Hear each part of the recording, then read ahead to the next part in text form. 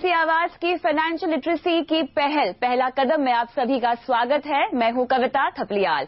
आज हम पहुंच चुके हैं पहला कदम के इस सीजन के आखिरी पड़ाव पर, जिसे हमने महाकुंभ का नाम दिया है। पिछले साल 15 अगस्त यानी स्वतंत्रता दिवस से हमने इस मुहिम की शुरुआत की थी और इस मुहिम का मकसद है लोगों की जिंदगी में आर्थिक खुशहाली लाना, और ये आर्थिक खुशहाली फाइनेंशियल लिटरेसी के बिना मुमकिन नहीं है। फाइनेंशियल लिटरेसी की इस मुहिम के जरिए सीएनबीसी आवाज ने देश के लोगों को उनकी अपनी सीधी सादी और सरल भाषा में फाइनेंशियल मार्केट की कठिन और जटिल बातों को समझाने की पहल की है। जिस तरह सीएनबीसी आवाज की इस पहल को लोगों का समर्थन मिला है, हम समझते हैं कि कुछ हद तक हम अपने मकसद में कामयाब हुए हैं। पिछले एक साल हमने 50 एपिसोड में बचत और निवेश के हर पहलू को पूरी बारीकी से समझाने की पूरी कोशिश की है। पहला कदम के महाकुंभ में हम फिर एक बार उन सारे मुद्दों पर चर्चा करने जा रहे हैं जिन पर साल भर हमारा फोकस रहा है।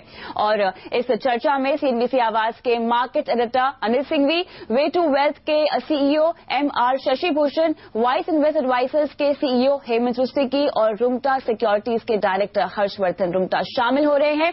आप सभी का स्वागत है।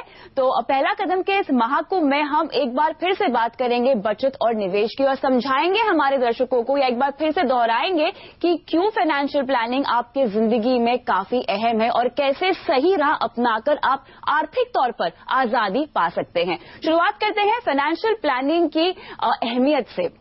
अनिल जी, हम दिन रात कहते हैं लोगों को कि यहाँ निवेश कीजिए, यहाँ नहीं कीजिए, ये स्टॉक अपने पोर्टफोलियो में शामिल कीजिए, इससे निकल जाइए। लेकिन मुझे बताइए कि फाइनेंशियल प्लानिंग का पहला कदम अगर मैं समझना चाहूं तो क्या वो निवेश होगा या अपने आर्थिक लक्ष्यों को पहचानना होगा? देखिए, शुरुआत तो इस बात से होती है कि आप जो कमा रहे हैं उसमें से क्या बचा रहे हैं, और बचाने का सबसे सही तरीका ये कि जो कमाई है, जो खर्चे हैं, उसे आप समझ लें, और बचत करने के बाद वो पैसा जो आप बड़ी मेहनत से कमा रहे हैं और बचा रहे हैं, वो आपके लिए काम करे और उससे आप पैसा बनाएं। यहीं से फाइनेंशियल प्लानिंग की शुरुआत होती है।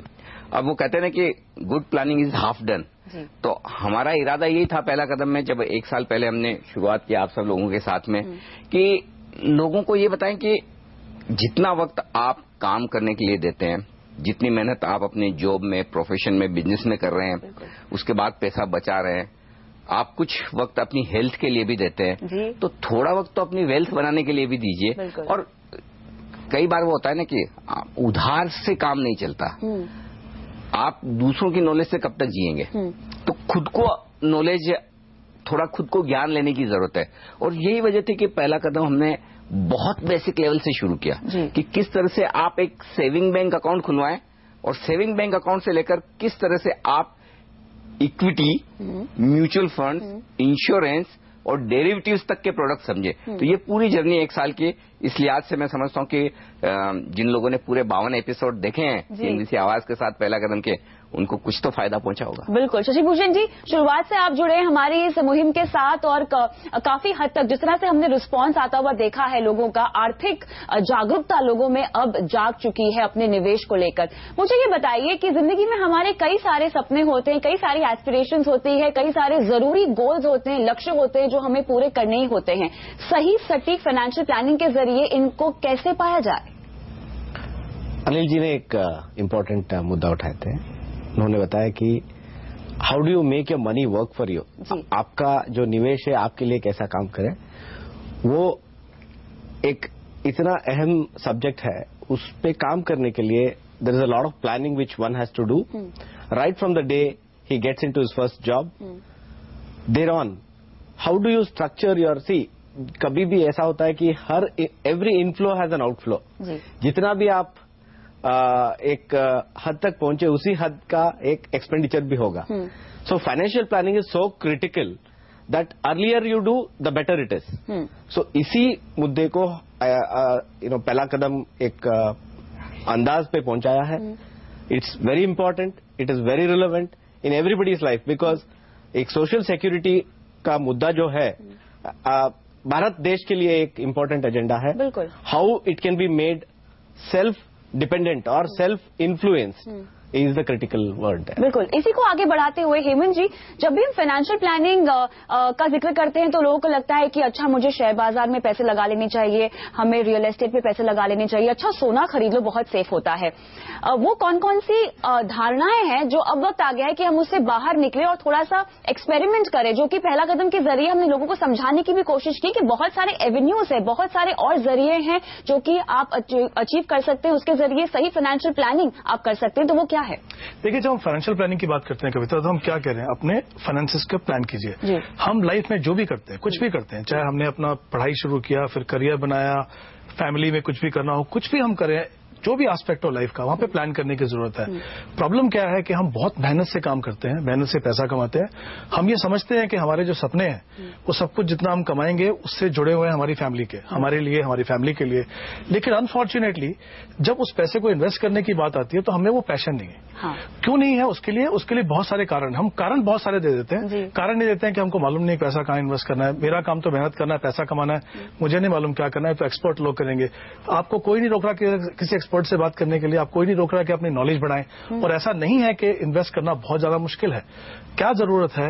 एक डिसिप्लिन होना चाहिए, थोड़ी समझ होनी चाहिए कि आप क्या करना चाहते हो अपने पैसे से। फाइनेंशियल प्लानिंग का मतलब क्या है? फाइनेंशियल प्लानिंग आपको वही चीज बताता है कि आप जब प्लान करेंगे तो आपके जो भी गोल्स हैं उनको आप डिफाइन करेंगे, आप उनको एक पेपर पे लिखेंगे कि मुझे क्या करना है। गोल्स हमें सभी को मालूम है।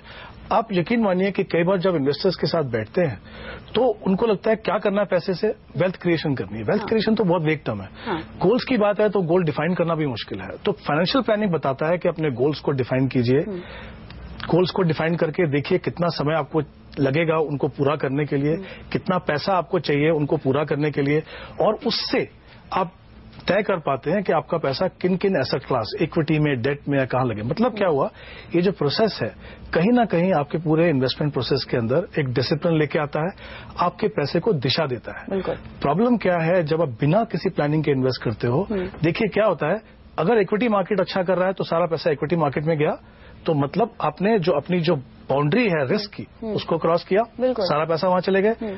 और जब कभी कभी ऐसा होता है कि इक्विटी मार्केट अच्छा नहीं कर रहा है, डेट अच्छा करा, तो सारा पैसा वहां चला गया। तो या तो आपने बहुत ही एग्रेसिव पोर्टफोलियो बनाया या आपने बहुत ही कंजर्वेटिव बनाया, दोनों ही आपकी फाइनेंशियल हेल्थ के लिए सही नहीं है। इसीलिए बहुत जरूरी है कि फाइनेंशियल प्लानिंग कीजिए। और बिलीव मी, ये बहुत सिंपल प्रोसेस है। समय सिर्फ इतना है कि आपको उसको समय देना। जैसे अनिल जी ने कहा, मेहनत करते हो, इतना उसका थोड़ा सा भी समय अगर अपने इन्वेस्टमेंट पे दो तो बहुत कुछ अचीव किया जा सकता है। साथ ही अनुशासन, जो कि आपने कहा, डिसिप्लिन बहुत ज्यादा जरूरी है। ऐसे में हर्ष, मुझे ये बताइए, खासतौर से युवाओं की तरफ से हमें कई सवाल तो ऐसे आते हैं कि हमारी जिंदगी तो आज है, हमें आज जीना है, कल किसने देखा है, मैं क्यों इतनी प्लानिंग करूं, मैं क्यों पैसे यहाँ पर इन्वेस्ट करूं, मैं उतना ट्रैवल कर लूंगा, मैं अपनी हॉबीज जो है वो परस्यू कर लूंगा। तो जो लोग आज के लिए जीना चाहते हैं वो फाइनेंशियल प्लानिंग कैसे करें? कविता, एक्चुअली एक बहुत ही अच्छा सवाल आपने पूछा, क्योंकि जब हम इंटरेक्ट कर रहे थे लोगों से तो हमें ये क्वेश्चन आते थे। हमने कई यंग दर्शकों से भी इंटरेक्ट किया है। सो प्राइमा फेसी आप ये समझिए, आज की तारीख में अगर हम एक एवरेज लाइफ स्पैन देखते हैं इंसान का, वो ऐसा है कि काम करने, पढ़ाई करने के बाद आप जब काम शुरू करते हैं, वो लगभग 25-27 की उम्र में आप काम करना शुरू करते हैं। रिटायरमेंट एज जो टेक्निकली हम मानते हैं वो 58-60 के आसपास है। तो जो आपकी वर्किंग लाइफ है वो करीबन 30 साल की होती है।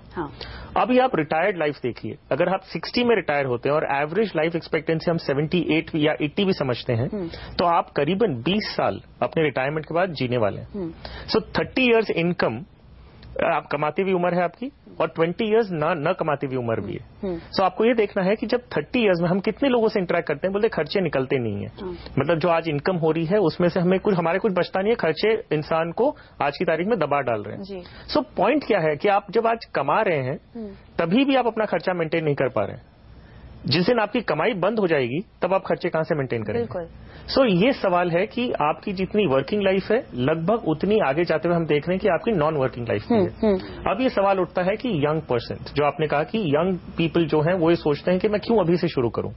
सो ये सवाल है कि अगर आप पहली सैलरी से ही, पहली आपकी जो इनकम हाथ में आती है उसी इनकम से आप एक डिसिप्लिन बना लेते हैं कि मैं 10% या 20% मैं उसमें से सेव करने वाला हूं।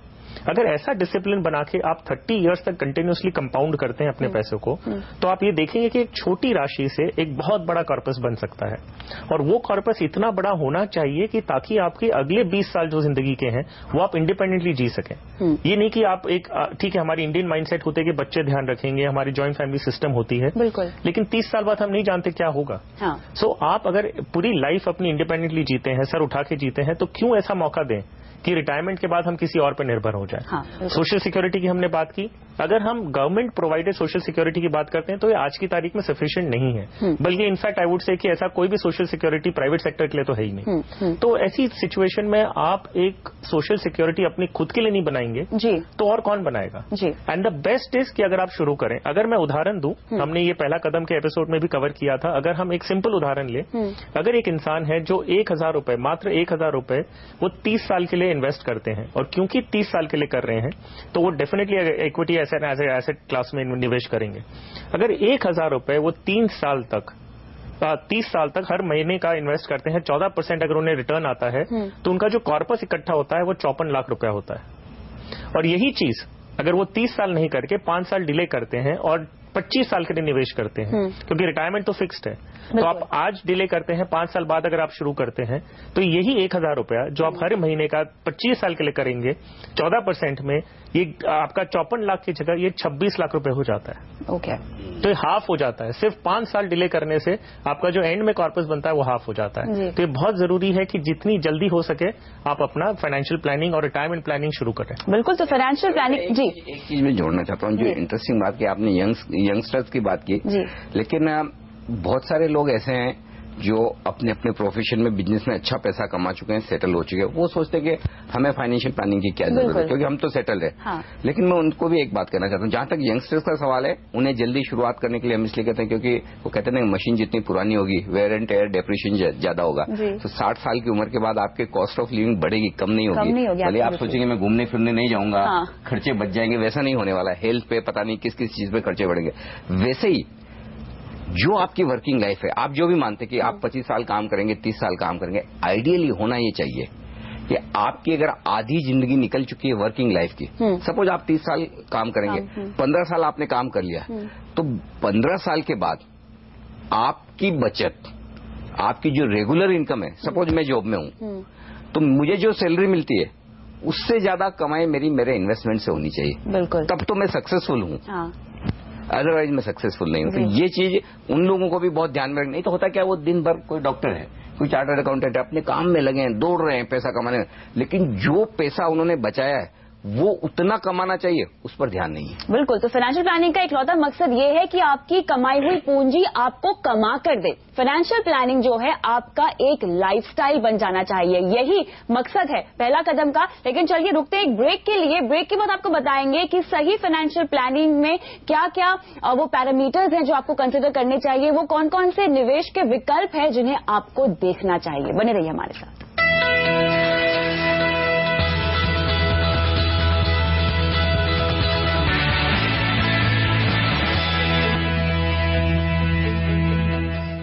स्वागत है आपका पहला कदम एक बार फिर से, जहां पर हम लेकर आए हैं महाकुंभ। आज के इस एपिसोड में हम आपको बता रहे हैं फाइनेंशियल प्लानिंग के महत्व के बारे में।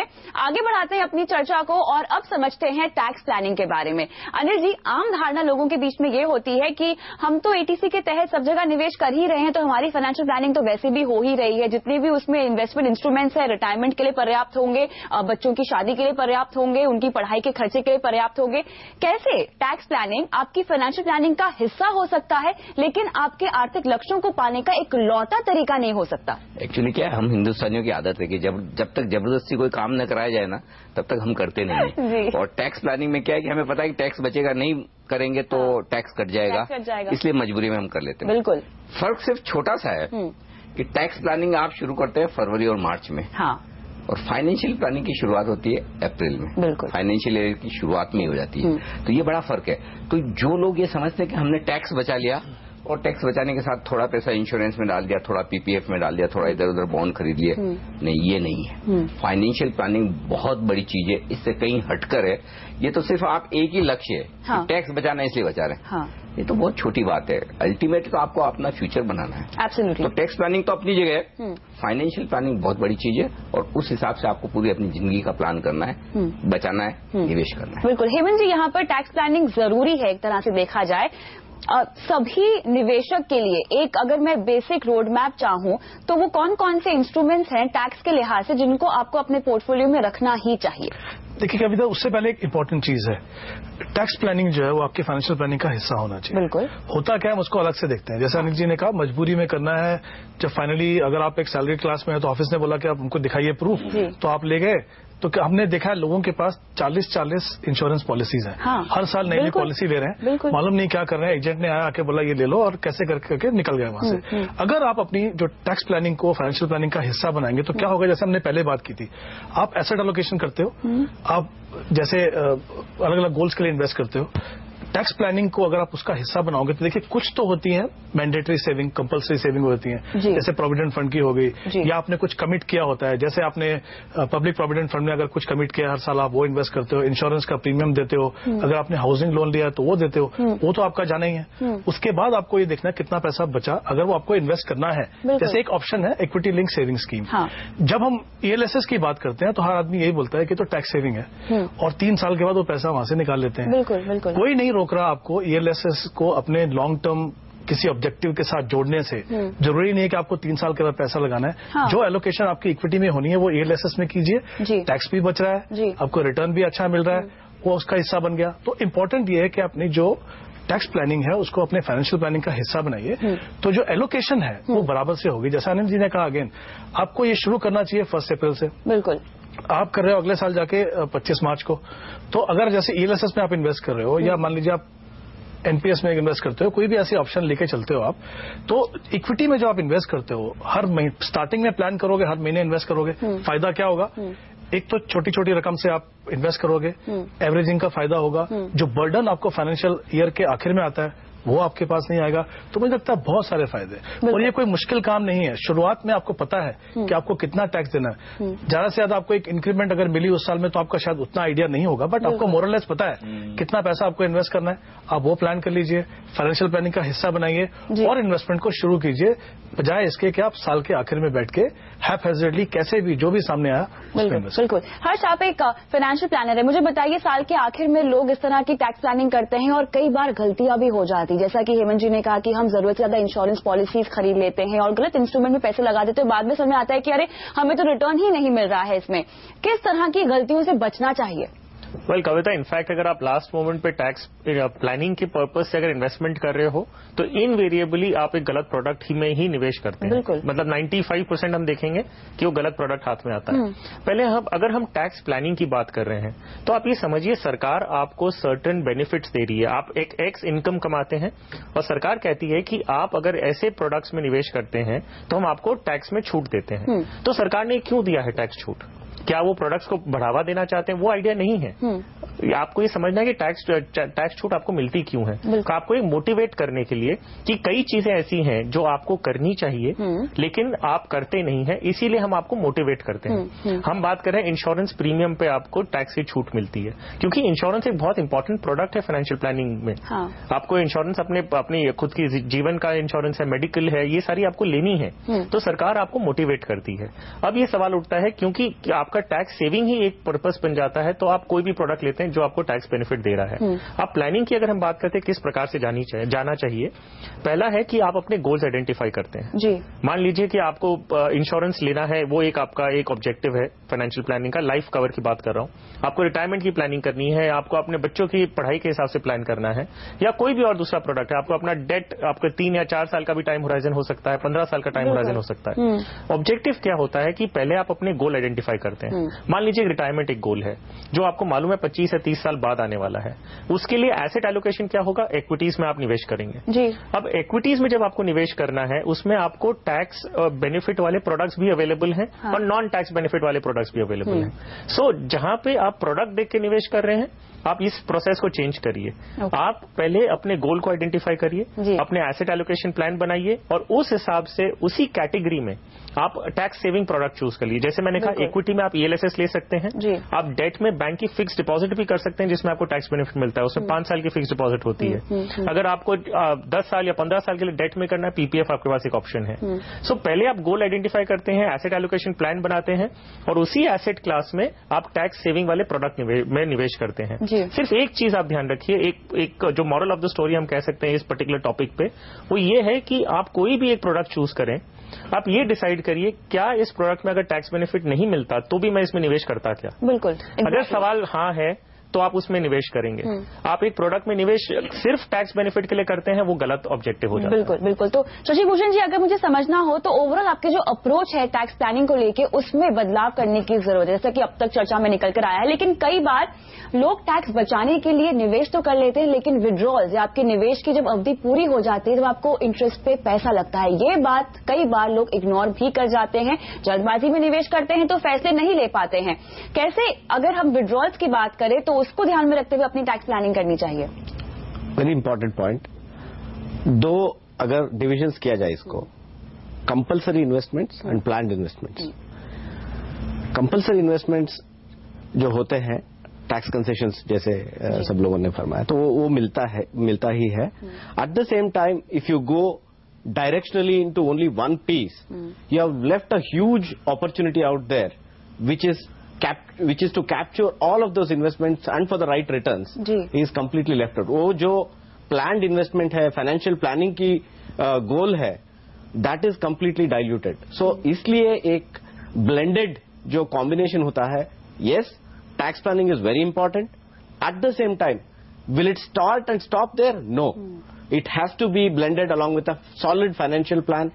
As he rightly was mentioning, goal post एक visible हो जाता है तो आखिरकार उधर पहुंचने पे क्या रास्ता लेना है वो डिफाइन हो जाता है। दूसरी बात क्या है, देखिए टैक्स प्लानिंग में क्या है, अब मेरी जितनी सैलरी है मैं उसमें 1.5 लाख बचा सकता हूँ, लेकिन भूषण सर की जो सैलरी होगी उसमें भी 1.5 लाख ही, तो 1.5 लाख खाली इन्वेस्ट करना शायद मेरे लिए सफिशिएंट हो सकता है, आपके लिए कहीं ज्यादा की जरूरत होगी। तो ये तो खाली एक छोटा सा अमाउंट है, जो चाहे आपकी कमाई 5 लाख सालाना हो या 50 लाख हो या 5 करोड़ हो, तो ये तो बराबर नहीं हो सकता ना सबके लिए, सबको अलग अलग करना पड़ेगा। इसलिए टैक्स प्लानिंग बहुत छोटी चीज है। बिल्कुल बिल्कुल। तो फाइनेंशियल प्लानिंग का मतलब यहाँ पर ये नहीं है कि आप टैक्स को बचाने के लिए प्लान करें, उसका मतलब ये है कि आपके आर्थिक लक्ष्यों को आप कैसे पाएं उसके लिए आपको प्लान करना चाहिए। और इसमें सबसे पहला लक्ष्य आपका होना चाहिए रिटायरमेंट का, जिसमें अक्सर हम सब चूक जाते हैं। ये एक ऐसा लक्ष्य है जो हम अमूमन अपनी जिंदगी में 35 या 40 साल के बाद इसके बारे में सोचते हैं, लेकिन कैसे आप इसको अपना पहला लक्ष्य बनाएं, इस पर लेंगे हमारे जानकारों की राय इस ब्रेक के बाद।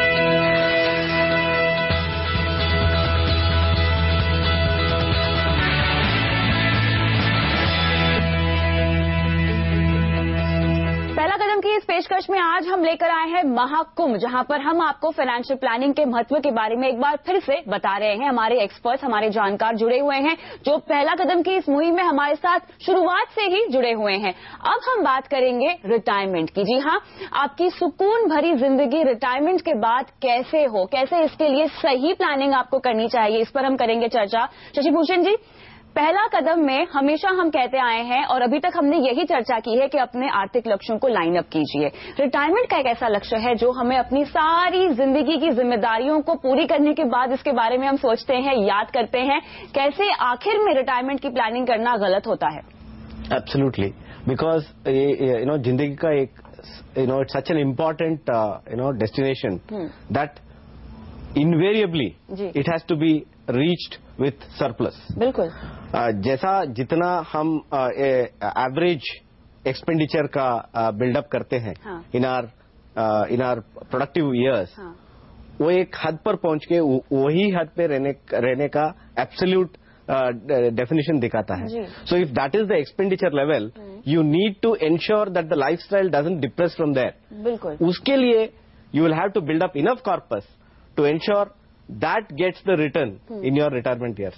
So easy to build, easy to climb, but to sustain and to maintain is very, very important, for which the more the merrier and the earlier the better. बिल्कुल, बहुत इंपॉर्टेंट पॉइंट यहाँ पर mention किए शशिभूषण जी ने, अनिल जी। मेरी lifestyle पे मैं compromise नहीं करना चाहूंगी। मेरे रिटायरमेंट के बाद भले कितने भी साल हो, लेकिन महंगाई बढ़ चुकी होगी, हेल्थ इश्यूज, हेल्थ इंश्योरेंस एक बहुत अनिवार्य चीज हो जाती है आपके रिटायरमेंट में। कैसे आपको अपनी लाइफस्टाइल को पहले ही आंक लेना चाहिए और कैसे रिटायरमेंट की प्लानिंग के लिए समय की अवधि का बहुत इंपॉर्टेंट रोल होता है? देखिए, 60 साल की उम्र में आपको ये डिसाइड करना है कि आपको टायर्ड होना है या रिटायर्ड होना है। अगर 60 के बाद भी आप थके हुए हैं, एक्चुअली ये हमारी सबकी कंप्लेन हो सकती है कुछ हद तक कि हमें काम करते हुए छुट्टियां नहीं मिलती। जो कुछ हम करना चाहते हैं, घूमना फिरना चाहते हैं, मैं चाहता हूं कि मैं कहीं मानसरोवर की यात्रा पे चले जाऊं महीना भर, लेकिन पॉसिबल नहीं है। तो ये सब चीज आप रिटायरमेंट के लिए ये सोचे, हम भी इत्तेफाक नहीं रखते कि आप ऐसा सोचेंगे। वैसे आप वहां नहीं हम ये सोचते कि ये सब बहुत सारे काम हम रखते हैं कि रिटायरमेंट के लिए, रिटायरमेंट के बाद करेंगे। फिर तो रिटायरमेंट के बाद आपको सब काम करने, सिर्फ एक छोड़कर, कि कमाई की चिंता छोड़कर। क्योंकि आपका उतना इन्वेस्टमेंट हो जाना चाहिए कि रिटायर होने के बाद वो आपका ध्यान रख सके। तो ये प्लानिंग अगर आपने पहले कर ली तो बाकी आपकी सारी प्लानिंग सक्सेसफुल है। और नहीं तो फिर वही होगा, 60 साल में आप नाम के लिए तो रिटायर हो जाएंगे, लेकिन काम के लिए नहीं होंगे, तो करते रहना होगा। तो जितना जल्दी करें, जितना ज्यादा करें। अब ये आपको डिसाइड करना है कि मजे पहले कर लेने हैं पूरे के पूरे, या थोड़े बाद के लिए भी रखने। और actually on a serious note, बाद के लिए ज्यादा चिंता करना जरूरी है। क्योंकि उस समय, इस वक्त तो आप है ना थोड़ी एक्स्ट्रा मेहनत कर सकते हैं। अगर हम 14 घंटे काम करते हैं, 16 भी कर सकते हैं, 10 करते हैं, 12 भी कर सकते हैं, लेकिन हायर एज में वो सब होगा नहीं। तो काम अभी कर ले, अभी बचा ले, तो 60 के बाद बड़े आराम पाएंगे। बिल्कुल। हेमंत जी, यहाँ पर बहुत सारे लाइफ गोल्स में से रिटायरमेंट के साथ साथ लोगों को अमूमन लगता है कि हमारे बच्चों की शादी करवा देना, उनकी पढ़ाई लिखाई कराना अच्छी जगह, ये उससे भी बड़ा लक्ष्य होता है, जिसके लिए उनका निवेश का जो मेजर चंक है इन्हीं सब चीजों में जाता है। लेकिन अगर हम कैलकुलेशन की बात करें तो रिटायरमेंट का जो लक्ष्य है उसके लिए मैं कैलकुलेशन कैसे करूं? अगर मेरे पास 30 साल का समय है, 35 साल का समय है अपने रिटायरमेंट के लिए, तो कितना कम निवेश अभी से करना होगा? और मेरे पास अगर 15 साल रह गए हैं, या अगर मैं कहूं 10 साल रह गए हैं, तो कितना ज्यादा निवेश करना होगा? देखिए कविता, रिटायरमेंट प्लानिंग जो है एक्चुअली लॉन्ग टर्म का गोल है। बिल्कुल। अनफॉर्चुनेटली बहुत सारे लोग समझते नहीं है कि लॉन्ग टर्म का गोल है। क्योंकि जब आप यंग हैं तो आपको लगता है कि अभी क्या रिटायरमेंट के बारे में सोचना, बीच में तो मुझे बहुत कुछ पूरा करना है। कुछ लोग ऐसे हैं जिनको लगता है कि मुझे जो मेरा प्रोविडेंट फंड कट रहा है, जो पीपीएफ में जो पैसा लगा रहा हूँ, या जो एक बहुत गलत सोच है। लोग आज भी यही सोचते हैं कि पीपीएफ का पैसा मतलब रिटायरमेंट का पैसा, और रिटायरमेंट का पैसा इसीलिए वो रिस्क भी नहीं लेना चाहते हैं, वो कहीं और एक्सपेरिमेंट ही नहीं करना चाहते। उनको लगता है कि जो भी मुझे पैसा लगेगा रिटायरमेंट के लिए वो वहां से आ जाएगा, क्योंकि वो बैठ के कभी कैलकुलेशन करते ही नहीं। पूल बनाते हैं, जब वो पूल बनाते हैं तो उसमें बहुत सारे गोल पूरे होते हैं। जैसे कभी वेकेशन पे जाना है, फिर बच्चों की पढ़ाई है, शादी है, घर में कुछ काम करना है, या रिटायरमेंट है। होता क्या, आप वो पूल बनाया, आप उसमें हाथ डालते हैं, पैसा निकालते हैं, दूसरी बार हाथ डालते हैं, पैसा निकालते हैं, तीसरी बार डालते हैं, पैसा निकालते हैं। जब रिटायरमेंट का समय आता है आप देखते हैं खाली है, कुछ है ही नहीं बचा उसके अंदर। तो आई थिंक इसलिए बहुत इंपॉर्टेंट है कि आप हर गोल को, जैसे हमने फाइनेंशियल प्लानिंग की बात की थी, हर गोल को इंपॉर्टेंस दे। हर गोल आपके लिए इंपॉर्टेंट है। एज ए पेरेंट, हर पेरेंट चाहते हैं कि हमारे बच्चों की बेस्ट एजुकेशन हो, उनकी शादी अच्छे से हो, अच्छी लाइफ काटे, उनके पास प्रोटेक्शन हो, और हमारी रिटायरमेंट भी अच्छी हो। अनफॉर्चुनेटली हम उसके ऊपर ध्यान देते नहीं। तो 2-3 चीजें करनी है। 2 तरह के लोग हैं, एक तो ऐसे लोग हैं, दूसरे ये जो समझते हैं कि रिटायरमेंट प्लानिंग बहुत इंपॉर्टेंट है, लेकिन उनका जो एक मेजर जो इशू रहता है वो ये रहता है कि जो पैसा मेरा रिटायरमेंट का है उसमें मुझे रिस्क नहीं लेना। ये हम भूल जाते हैं। 2 तरह के रिस्क हैं, एक तो ये कि जो प्रिंसिपल अमाउंट है वो जाना नहीं चाहिए, दूसरा जो इन्फ्लेशन जो बड़ा रिस्क है उसको हम टोटली इग्नोर कर देते हैं। उनको लगता है कि अगर आज मेरा खर्चा 15,000 में चल रहा है तो मैं रिटायरमेंट के बाद, आज मतलब जो 20 साल बाद रिटायरमेंट है, वो लगता है उस टाइम में तो खर्चा वैसे ही कम हो जाएगा, अगर कम पड़ा तो मेरे बच्चे हैं वो मेरा ध्यान रख लेंगे। आई थिंक कहीं ना कहीं ये गलती करते हैं। बट एक सिंपल सा कैलकुलेशन पकड़िए, किसी का खर्चा अगर 15,000 रुपए है, 25 साल के बाद अगर उनको रिटायर होना है, मैं बता रहा हूँ यही स्टैंडर्ड ऑफ लिविंग आप रखिए, तो 7% इन्फ्लेशन से वो 82,000 पर मंथ हो जाएगा। उसको कमाने के लिए आपको 1.5 करोड़ का कॉर्पस चाहिए। उसको अचीव करने के लिए आज से आपको 12% का अगर मैं रिटर्न मान के चलूं तो 8,000 रुपए इन्वेस्ट करना है। खर्चा आपका 15,000 नहीं रहेगा, खर्चा बढ़ता रहेगा। तो कहीं ना कहीं इंपॉर्टेंट है, समझिए कि रिटायरमेंट प्लानिंग एक इंपॉर्टेंट गोल है। जितना जल्दी हो सके वो शुरुआत कीजिए। जैसे हर्ष ने एग्जाम्पल दिया, 1,000 से भी आप 54 लाख का आप कॉर्पस बना सकते हैं, तो हर 1000 जो आप जोड़ेंगे उतना 54 लाख आपके कॉर्पस में वो ऐड होता रहेगा। तो इंपॉर्टेंट है स्टार्ट अर्ली, जितना जल्दी हो सके शुरुआत कीजिए। दूसरा, इन्फ्लेशन को बीट करने के लिए आप इन्वेस्ट कीजिए, ना कि सिर्फ ये सोचने के लिए कि मैं कुछ पैसा बना लूं और उससे मेरा काम हो जाएगा। क्योंकि अगर आप इन्फ्लेशन बीट नहीं करेंगे तो आपका जो पैसा है वो सिर्फ नंबर में बढ़ेगा, वैल्यू में नहीं बढ़ेगा। तो ये 2-3 चीजों का ध्यान रखिए और समझिए कि ये बहुत इंपॉर्टेंट गोल है, शायद जिंदगी का सबसे इंपॉर्टेंट गोल। बिल्कुल। हर्ष, आपके साथ मैं फोकस करना चाहती हूँ इंश्योरेंस पर, जो कि रिटायरमेंट का एक बहुत ही ज्यादा अहम पहलू है। इसके बारे में हम कैसे प्लानिंग कर सकते हैं? वेल, रिटायरमेंट की जो हम बात कर रहे थे, इंपॉर्टेंस में एक इनपुट देना चाहूंगा। आप एक इंसान को देख लीजिए जो 30 साल का इंसान है, जिनकी शादी हो रखी है और बच्चे भी शायद हो गए, तो हमारे कई गोल्स होते हैं। बड़ी गाड़ी का गोल होता है, बच्चों की पढ़ाई का गोल होता है, वेकेशंस का होता है, घर का होता है, और फिर रिटायरमेंट होता है। सो अगर हम एक जर्नी देखें 30 साल से 60 साल की उम्र तक में, बच्चों की पढ़ाई का अगर हम देखते हैं तो हम अगर इकट्ठा कर पाते हैं तो अच्छी बात है, नहीं तो एजुकेशन लोन का एक आपके पास एक ऑप्शन होता है। या आप अगर ओवरसीज बाहर विदेश भेजना चाहते हैं पढ़ने के लिए, उतना अगर आपके पास पैसा इकट्ठा नहीं हुआ तो आप अपने इंडिया में ही आप उनकी एजुकेशन भी करवा सकते हैं। या एजुकेशन लोन, जैसे मैंने कहा, गाड़ी लेनी है, आपके पास लोन का भी एक ऑप्शन है जो आप गाड़ी ले सकते हैं। घर खरीदना है, लोन का ऑप्शन है। ये क्यों आपको लोन का ऑप्शन, बैंक आपके साथ में क्यों खड़ी रहती है? क्योंकि आप कमा रहे होते हैं जी। लेकिन जब हम रिटायरमेंट पे पहुंचते हैं, आप कोई बैंक लोन देगी आपके रिटायरमेंट के एक्सपेंसेस के लिए? नहीं देगी आपको। तो जब आप रिटायरमेंट पे जाके खड़े होते हैं ना, तब आप अचानक देखेंगे कि आप अकेले हो जाते हैं। उस समय अगर आप अपने लिए प्लान नहीं करके रखे हैं तो आप अपनी रिटायर्ड लाइफ कैसे जिएंगे? तो ये सवाल देखना है आपको। इसमें कोई कॉम्प्रोमाइज भी नहीं हो सकता। जैसे मैंने कहा, गाड़ी आपको एक आपका गोल है, लेकिन आपके पास अगर फाइनेंशियल प्लानिंग फंड्स नहीं अवेलेबल है तो आप कार पोस्टपोन भी कर सकते हैं। एब्सोल्युटली। रिटायरमेंट क्या आप चेंज कर सकते हैं? और आपके साथ उस समय कोई भी खड़ा नहीं होगा। तो रिटायरमेंट की प्लानिंग आपको अपने लिए करनी बहुत ज्यादा जरूरी है। नाउ क्वेश्चन ये उठता है जो आपने पूछा कि इंश्योरेंस का रोल आपके रिटायरमेंट के साथ क्या है। सो वेल, हम ये जनरली कंफ्यूज करते हैं जब हम यंगस्टर्स से मिलते हैं या यंग अर्नर्स से मिलते हैं, कमाने वालों से, तो वो देखते हैं कि मैंने कोई इंश्योरेंस पॉलिसी ले ली है, वो मेरे रिटायरमेंट के लिए है। अब आपको ये समझना है कि जो भी प्रोडक्ट आप चूज कर रहे हैं वो आपकी टाइमलाइन के साथ मैच करता हो। अब उदाहरण के तौर पे, आप अगर कोई कारण से आपको 2 साल के अंदर कोई पैसे चाहिए और आपने अगर इक्विटी मार्केट्स में पैसे लगाए हैं तो आपने गलत काम किया है, क्योंकि इक्विटी शॉर्ट टर्म में वॉलेटाइल होता है। बिल्कुल।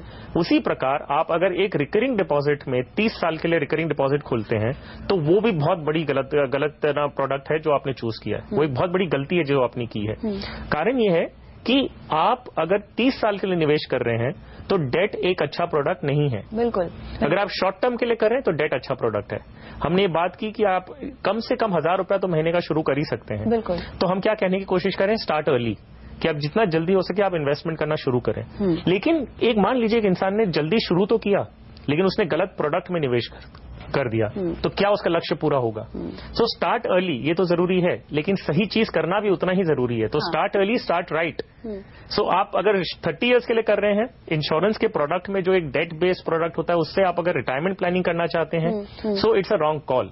आपको एक इन्फ्लेशन बीटिंग प्रोडक्ट में निवेश करना होगा जो इन्फ्लेशन से कई ज्यादा आपको कमा के दे। बिल्कुल। इसी सवाल को मैं आगे बढ़ाते हुए आपसे पूछना चाहूंगी, इंश्योरेंस के बहुत सारे पेंशन प्लान होते हैं, म्यूचुअल फंड के भी रिटायरमेंट प्लान है, हमारे पास पीपीएफ भी है, हमारे पास एनपीएस भी है। ऐसे में लोग कंफ्यूज हो जाते हैं। और दूसरी बात यह है, इंश्योरेंस, जैसा कि हर्ष ने भी कहा कि अमूमन लोग गलत तरीके से खरीद लेते हैं। इसकी जो जिम्मेदारी होती है बीमा की, आपको एक रिस्क कवर देने की होती है, आपको एक हेल्थ कवर देने की होती है, जिसको हम गलती से इन्वेस्टमेंट प्रोडक्ट की तरह भी इस्तेमाल करते हैं। कैसे रिटायरमेंट या पेंशन के गोल को इंश्योरेंस के जरिए आप पूरा नहीं कर सकते?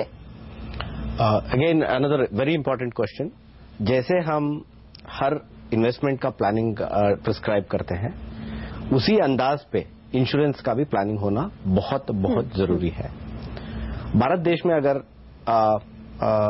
राइट फ्रॉम इंडिपेंडेंस देखा जाए कि एजेंसी जो होता था, एजेंट्स जो होते थे, वो प्रिस्क्राइब उनकी जो भी नॉलेज है उतना ही अंदाज पे प्रोडक्ट्स देते थे।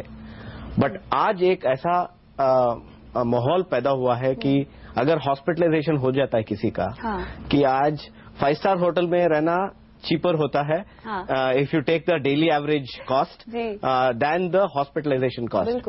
सो इसलिए even in insurance purchase you have to have a solid plan, solid advice taken prior to investing. Now, the government has also given the brokerages the absolute focus. Insurance brokers जो होते हैं उनको ये guidance दिया गया है कि it has to be advice backed. It is just not selling a policy to the customer. Ji. So वो people have to recognize that and definitely take advice. Never buy an insurance because it is lower in cost. Never buy an insurance it is just because giving you some tax protection. Ji. You should buy with a purpose. You should buy आपका expenses देख के measure करके you have to take. And insurance is also another challenge where the later you go, आप अगर as होने के बाद चालू करें, the cost of insurance also cascades, बहुत बड़ा हो जाता है. So it has to be part of the financial planning where Harsh was mentioning. It has to go in tandem and absolutely planned. बिल्कुल. तो यहाँ पर रिटायरमेंट की प्लानिंग की जहां तक बात है, आपके पास निवेश करने के बहुत सारे विकल्प है, लेकिन इंश्योरेंस में रिटायरमेंट को लेकर आप निवेश ना करें. जहां तक आपके इंश्योरेंस की बात है, टर्म प्लान ले और एक हेल्थ कवर आपके पास होना बहुत ही ज्यादा जरूरी है. लेकिन हम सिर्फ रिटायरमेंट की बात क्यों कर रहे हैं? पहला कदम का मकसद तो ये है कि आपकी जिंदगी का हर लक्ष्य, हर सपना पूरा हो, फिर चाहे वो रिटायरमेंट हो, बच्चों की पढ़ाई हो, शादी हो, आपका वर्ल्ड टूर क्यों ना हो. इसमें करेंगे बात हमारे जानकारों से इस ब्रेक के बाद.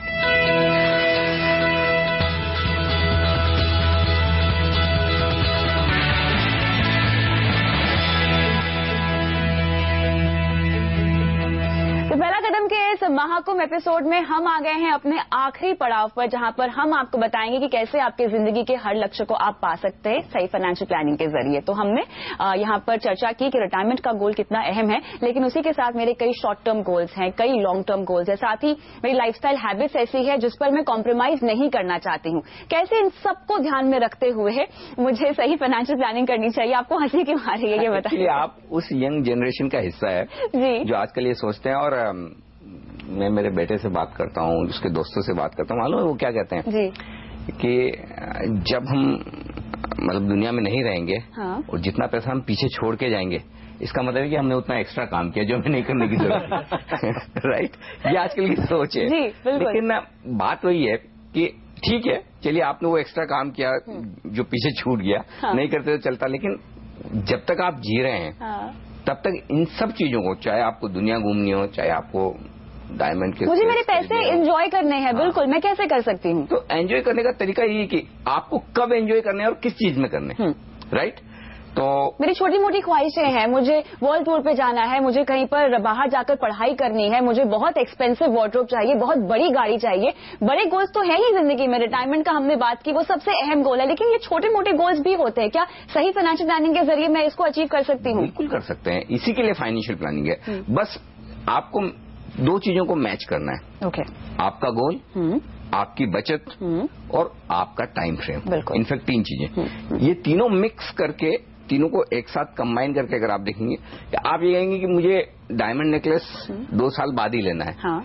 वो नहीं होगा शायद. हाँ. क्योंकि पहले आपको शायद पढ़ाई के लिए पैसे बचाने होंगे, बाद में आपको कुछ और चीज के लिए, घर के लिए, कार के लिए, फिर आप वर्ल्ड टूर की सोचें.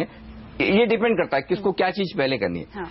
और जितना बड़े खर्चे की आप सोचेंगे उतना ज्यादा पैसा बचाना है. तो सिंपल है, आप 3 चीजों को मिक्स कर लीजिए. आपके पास समय कितना है, आपके पास पैसा कितना है, और आपको किस चीज में खर्चा करना है, फिर सब सेट है. बहुत सही बात की हेमंत जी. यहाँ पर अनिल जी ने प्राथमिकता दीजिए अपने लक्ष्यों को. लक्ष्य तो आपके बहुत सारे, आपने लिस्ट डाउन भी कर लिए हैं, लेकिन कौन सा पहले अचीव हो सकता है, कौन सा जरूरी है, किसको पोस्टपोन कर सकते हैं, ये कैसे हम समझे? देखिए कविता, इसके 2 पहलू हैं. एक तो जैसे हमने बात की, हमने अपने गोल्स को डिफाइन कर लिया, देख लिया हमें क्या क्या अचीव करना है, हाँ, पैसे को डायरेक्शन दे दी, हाँ, वही हमारे साथ बड़ी प्रॉब्लम रहती है. एक बार वो करने के बाद उतना ही इम्पोर्टेंट है कि जैसे आपने डिसाइड किया कि मेरा कुछ पैसा इक्विटी में जाएगा, कुछ पैसा डेट में जाएगा, सही प्रोडक्ट चुनना जी. काफी बार हम क्या करते हैं, हम डिसाइड तो कर लेते हैं क्या करना है, लेकिन प्रोडक्ट, जैसे हमने रिटायरमेंट प्लानिंग की बात की, अगर आपने वो फिक्स डिपॉजिट में कहीं पैसा डाल दिया और जहां पे पोस्ट टैक्स रिटर्न आपको 5 या 6% मिल रहा है, तो आप इन्फ्लेशन को बीट नहीं कर रहे हो. तो प्रोडक्ट चुनना बहुत जरूरी है. क्यों जरूरी है? मान लीजिए आपने डिसाइड किया कि रिटायरमेंट प्लानिंग के लिए मुझे इक्विटी में डालना है. अब आपको इक्विटी की समझ नहीं है, आपके पास 2 ऑप्शन है, या तो आप सीधा डायरेक्ट स्टॉक में चले गए, हाँ, या फिर आप म्यूचुअल फंड में आ जाइए. म्यूचुअल फंड का मतलब क्या है? एक ऐसी व्हीकल जो आपको डाइवर्सिफाइड व्हीकल देती है. आपके जैसे हजारों लाखों इन्वेस्टर उसके अंदर है, और छोटी छोटी रकम जो आपकी 50 या 60 कंपनीज में डाली जाती है, डिफरेंट सेक्टर्स में डाली जाती है, डिफरेंट मार्केट कैप में डाली जाती है, जो आप छोटे अमाउंट से कभी नहीं कर पाएंगे।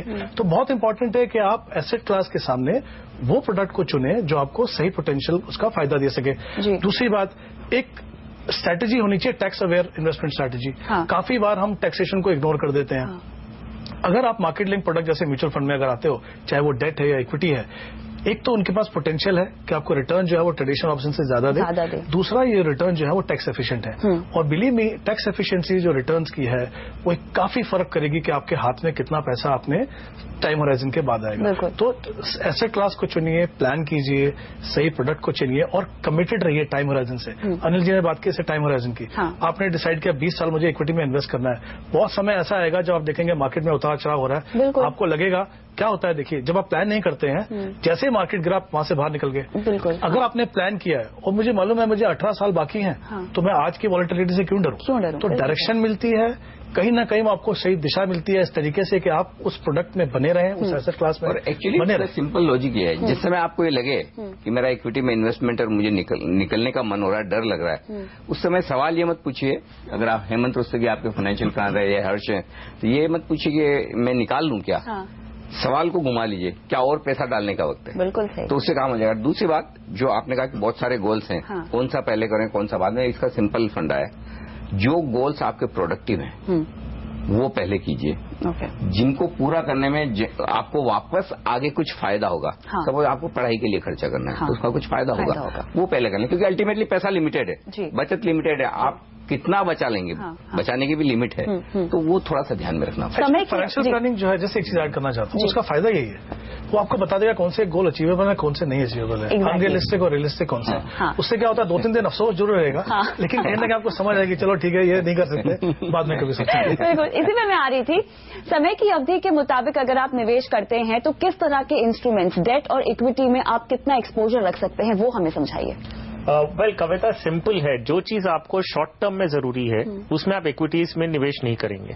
मान लीजिए आपको कोई भी चीज 1 या 2 साल के अंदर आपको खर्चा करना है, तो वो पैसे आप इक्विटीज में नहीं डाल सकते, क्योंकि इक्विटी शॉर्ट टर्म में वॉलेटाइल होते हैं। अगर आपको 3 साल या 5 साल तक के पैसे चाहिए, तो आप एक एसेट एलोकेशन प्लान ऐसा बनाते हैं जिसमें आप थोड़ा इक्विटी कंपोनेंट भी लेते हैं, क्योंकि आपका 3 से 5 साल का होराइजन है। तो इस उदाहरण में अगर हम ले तो आप 20% इक्विटी एक्सपोजर ले सकते हैं या 25% ले सकते हैं। अगर आपके 5 साल और 10 साल तक के गोल्स हैं, तो उसमें शायद आप इक्विटी कंपोनेंट बढ़ाते हैं। आप 50% भी इक्विटी की तरफ जा सकते हैं, 60% या 70% इक्विटी एक्सपोजर ले सकते हैं, जितनी आपकी रिस्क टेकिंग कैपेबिलिटीज हैं।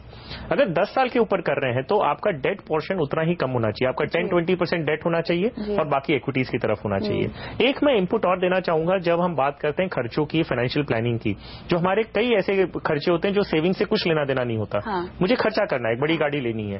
वेल, फाइनेंशियल प्लानिंग का जो पर्पस है वो ये है कि आप अपनी सारी ख्वाहिशें एक स्ट्रक्चर्ड मैनर में आप ऑब्टेन कर सकें। ऐसा नहीं है कि आप सिर्फ खर्चा कर रहे हैं और ऐसा नहीं है कि सिर्फ आप सेविंग्स कर रहे हैं। फाइनेंशियल प्लानिंग का ये मतलब नहीं होता कि इन्वेस्टमेंट्स।